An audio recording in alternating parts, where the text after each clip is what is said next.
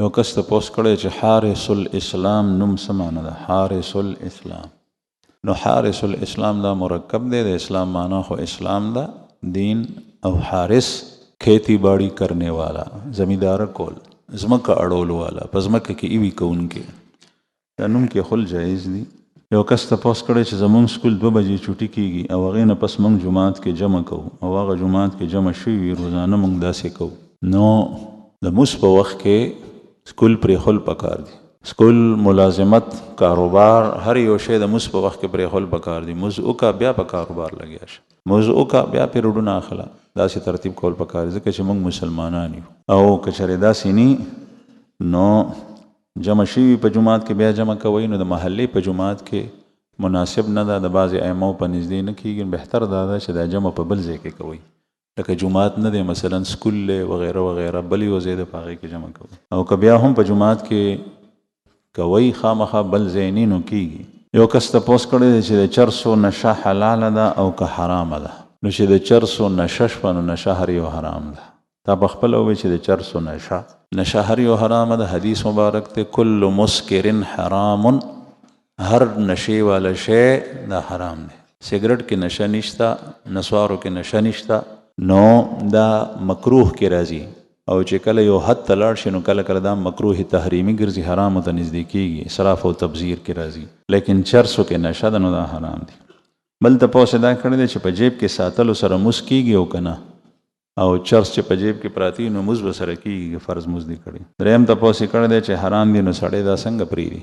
بس مې اسکا پرېږده، دا د پرېښو طریقه ده. ګناه پرېښلو کې هغه فوراً پرېښول پکار دي، دغه طریقې ده. ځان به ورته کلکې، د نفس مخالفت به کې، او د هغې په ځای باندې چې کوم دی نو مرچ، د تور مرچ اوړه که او د دې نه د سګرټ ډک که، هغه یو 2 کشه راکاږه، نو یو 2-3 ورځې چې داسې وکړي انشاءالله وابه دي.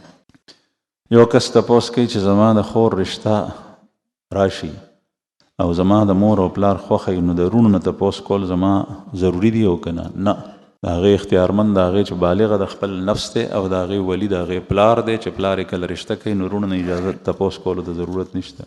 یو کس تپوس کړی دی چې زمونږ سره یو بزرګ کار کوي، هغه وایي چې فارمي چرګې غوښه خوړل جایز نه دي ځکه چې دا د 40 ورځو نه مخکې تیارېږي. نو ته وضاحت وکړه چې دا جایز دي او که نه. علماء کرام او مفتیان کرام جایز کوي، نو جایز دي. بعضې حضراتو په خپل تحقیق کړی دی، لکه په دې کراچۍ کې یو عالم دی ډاکټر امجد صاحب، ما سره یو ځای سبق ویلی دی، مدرسه چلی غټه، د هغه تحقیق یو ځل راغلی و. هغه ووی چې دې ته کوم خوراک ورکولی کېږي، دغه خوراک او د خنزیر خوراک تقریبا د یو شان دي. نو به هر حال علما او مفتیان صاحبان هغې د حرمت فتوا نه ورکوي، جایز ده. زه په خپله نه خورم، ډېره زمانه وشو. یو کس تپوس کړی دی چې په سن 78 کې ما ته کشر رور 1500 روپۍ را کړې وي چې دا په کور کې ولګاو، ځکه په هغه وخت کې زمونږ خرچه په شریکه وه، اوس جدا شو. نو هغه رور مې راته وایي چې په هغه وخت کې 1500 روپو باندې 1 توله سونه کېده، نو ما ته به 1 توله سونه راکړې یا د هغې قیمت. زه ورته وایم چې ستا ما سره هیڅ حق نه کېږي. که چېرې تا ته رور سونه در کړي وه او تا پورې قرض دی نو ته به سونه ورکې، او که تا ته روپۍ در کړې نو ته به روپۍ ورکې. مالیت د روپو کمیږي، نن سبا هیڅ حیثیت نه دی، لیکن سونه یې نه کېږي. یو کس تپوس کړی چې زمونږ یو ګاونډي ښکاري سپی ساتلی دی، هغه سپی ما روجې چلو، هغه ګاونډي راته وایي چې دا سپی دم کا. ما ورته ووایي چې دا ډاکټر ته بوځه، ډاکټر ته یې بوځه، هغه به ورته انجکشن ولګوي. هغه سپی مردار شو، هغه ګاونډي زما نه خفه دی. سوال دا دی چې سپی دمول څه حکم دی؟ که قرآن آیت ورباندې وی چوف کولی شي او که نه؟ نو جواب یې دا دی چې دم خو جایز دی، لیکن د سپي دم په سپي باندې بل شان دم واچو، لږ دمونه خو نه دي. خامخا قرآن پاک آیت یا صورت په باندې ولې او دا ووایه چې یا الله د ده دا سپی روغ کې، شفا خو د الله په لاس کې ده. چې ښکاري سپی دی، قیمتي سپی دی، دا دعا غوښتی شي. زمونږ په کابرینو کې یو کس ته څوک راغلی، ورته وایي چې صاحب ما ته تعویض. هغه ورته ووایي چې ما ته تعویض نه راځي، ډېر یې تنګ کړو. نو آخر هغه تعویض کې ولیکل چې یا الله دا سړی منې کېږي نه او ما ته تعویض راځي نه، یہ مانتا نہیں और मैं जानता नहीं। आप ही ठीक करने वाले हैं, आप इसको ठीक कर दें। न कुरान पाक आयत, न दुआ, ऐसा न दग़िल।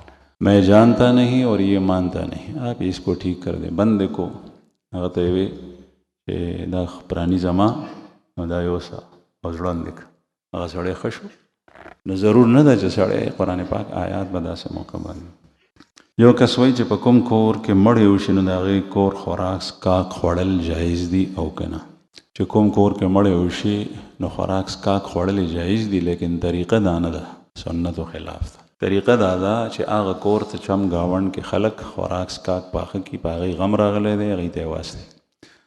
बुखारी शरीफ के हदीस थे उदा हदीस व किताबों के ग़ज़व मूता के हज़रत जाफ़र तैयार रज़ी अल्लाह अन्हु च जाफ़र तैयार बाने मशहूर दे हज़रत अली रज़ी अल्लाह अन्हु रोर दे दा अबू तालिब से ज़वे दे नबी करीम सल्लल्लाहु अलैहि वसल्लम दतर ज़वे दे अग शहीद शो चिकल अग शहीद शो द शहादत खबर रार नो पाग पकोर के माशुमानु बची व खज़वा टोल्डर खपऊ रसूलुल्लाह सल्लल्लाहु अलैहि वसल्लम फरमायल च द जाफ़र द माशुमानु द पारा खुराक तैयार की ज़िक्र चुपागी गम रागले न तरीक़ा दादा च द मड़ी कोर था पखले ओ के गई करवास्ते न दा च दा गई द कोर नौ खोड़ेश नो अलबत्ता कचरे चा ओ खोड़ल नो हराम न दी जायज़ दी। मसलन द मड़ी कोर त यो मिलमद लर न रागले हो औ अगदल तक मिलमद او د مړي د کور د خلکو سو پختن من کې چا پخله مران وړو دا ملما بخامه خدا غي کور نه خوري نو د تخوړل جایز دي۔ یو کس تپوس کې چې بخاری شریف کې د اهل بیت د پاره علیه السلام لفظ استعمال شوه دی او اهل بیت د پاره علیه السلام ویلې شکنا نبی کریم صلی الله علیه وسلم دا لفظ نه استعمال کړي، صحابو نه استعمال کړي، البته علیه السلام لفظ او رضی الله عنه رحمه الله دا استعمالی دی د دې تعلق د عرف سره دی، د دې دلیل په قرآن پاک یا حدیث کې نه ګوري، عرف سره دی۔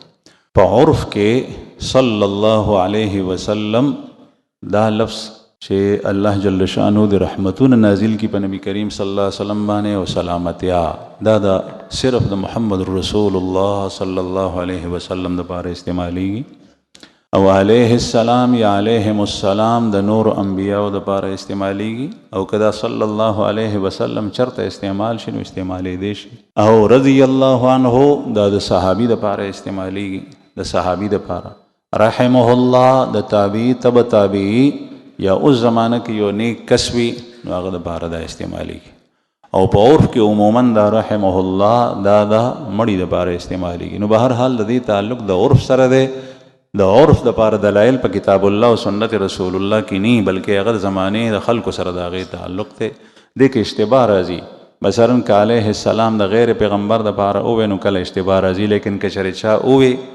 نو ویلې شي هغه د پاره لکه حضرت امام حسین د سره امام لفظ علیه السلام دا او نو ګناه نه دا ویلې جایز دي باغی باندې د سلامتیا وی دا ویلې شي لیکن د عرف سره تعلق دی۔ یو کس تپوس کوي چې د جمعات په ټوپۍ باندې مسکول څنګه دي، د جمعات په ټوپۍ باندې مسکول څنګه دي؟ مسکول چونکه فرض دی او سړی چې چرته کیږي نو مسبقي پینځه ک په سفر وی ک په حضر کې وی نو د پکار دی چې د سر د پټولو تنظیم کوي۔ د جمعات ټوپۍ ک چره داسي وی چې بیکار وی او سړی وسره بدخکاریږي نو دا غي نه پسرول بهتر دی بیا ځکه چې په مسکه داسې ودرېدل پکار دی چې هغه د انسان خوښ صورت وي په جرګه کې په مرکه کې په پینډ کې سړی په هغه شکل کې کېناستی شي دغه د جومات شلیدلي ټوپۍ هغه د مسالې د پلاستیک نه جوړی او شلیدلي وي هغه دې په سر کړي ته په جرګه کې چې ته ناست نو سړی څومره بد ښکاري نو الله جل شانو ته چې په موږ ودرېږي نو بیا داسې ټوپۍ مه په سر وه داسې ټوپۍ په سر که چې هغه بهتري او باقی سر پټول دا د قرآن پاک د آیت نه اشارتن معلومیږي خذو زینتکم عند کل مسجد د مس په وخت کې الله پاک فرمایي زینت واخلئ او زینت دا دی چې هغه لباس واچئ چې ته پکې ښه ښکارې او په بربند سر چې اوس د تاسو ته کښېنم او سر نه دا ټوپۍ و دا پټکې لرې کړم او تاسو ته په مسلمان مزد در کوم نه زه به ښه ښکارم که بد به ښکارم ښه نه ښکارم زینت اچول پکار دی نو زینت دا دی انسان چې انسان په کوم لباس کې دروند ښکاري دی هغه په سر کې یو کس وایي چې دعای گنج العرش آیا هر سړی ویلی شي که نه ما ته یاد نه دي چې په دې کې څه الفاظ دي دې کې به الفاظ کتل پکاري چې داسې الفاظ ني چې د هغې معنا خطا وي ما نه ده ویلې ده یو کس تپوس کړی دی چې 80,000 لا اله الا الله چې ووایي سړی که ثواب ټول امت ته وبخلی شي نو ټولو دپاره کافي دی، او که نه 70,000 ځله یو بنده دپاره. د دې څه تعین نشته دی. یو نیک عمل چې که سړی وکړي د هغې ایصال ثواب یو کس ته کوي او که ګڼو ته کوي نو الله سره څه کمی نشته دی، ګڼو ته هم ورکولی شي، یو کس دپاره هم کیدی شي. یو کس وایي چې زمونږ په علاقه کې په داسې ځای کې موږ مونږ کوو چې هلته په سوونو کاله مخکې قبرستان و د خلکو د وینا مطابق، او اوس د قبرونو نوم نشان نشته دی او هلته تعمیرات دي. نو مونږ چې موږ کوو دا موږ زمونږ کېږي که نه او کېږي چې کله د قبرونو آثار وران شي په هغه ځای باندې جومات جوړ شي نو موږ پې کېدی شي.